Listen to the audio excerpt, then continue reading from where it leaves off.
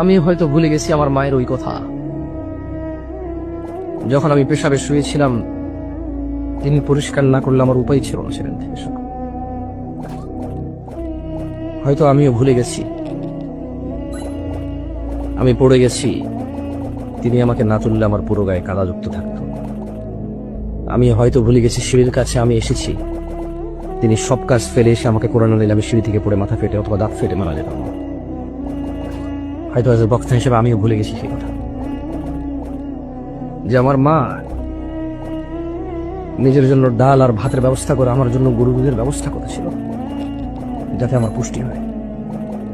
হয়তো আমি ভুলে গেছি আমার দাদির সাথে ঝগড়া করেছে আমার মা শুধু আমার খাবার নিয়ে।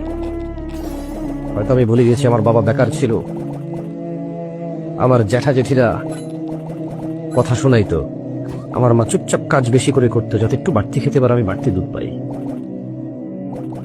হয়তো আমি ভুলে গেছি, আমি আপনাদের কথা বললাম না, হয়তো আমি ভুলে গেছি আমাকে ভালো মাদ্রাসা স্কুলে পড়ানোর উদ্দেশ্যে আমার মা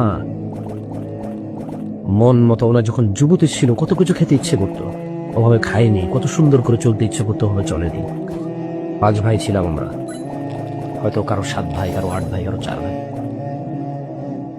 ভুলে গেছি সেদিনের কথা, যেদিন পেশাব করতে গেলে ভয় লাগতো মা ছাড়া। ঘর থেকে বেরোলে জিনে ধরবে, ভূতে ধরবে, কুকুর কামড় দেবে, মানা হলে হবে না। সেই দিনের কথা হয়তো আমিও ভুলে গেছি, কিন্তু আল্লাহ নবী সাল্লাল্লাহু আলাইহি সাল্লাম ভুলেননি। তিনি বলেছেন পৃথিবীর সবচেয়ে বড় অপরাধ আল্লাহর সাথে শিরিক করা, তারপরে ওয়াকুল ওয়ালিদাইন, পিতামাতার অবাধ্য হওয়া। কতটুকু অবাধ্য? পারবো না, করবো না, এখন না,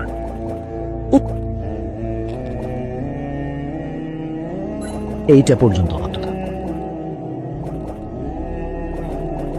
কত বৃদ্ধা এখনো ঘরে শুয়ে আছে, ছেলে ঘরে ঢুকে ঠিকই তার বাচ্চার মুখে চুমু খায়, তার মাকে দেখতে যায় না, পাশের রুমেই না।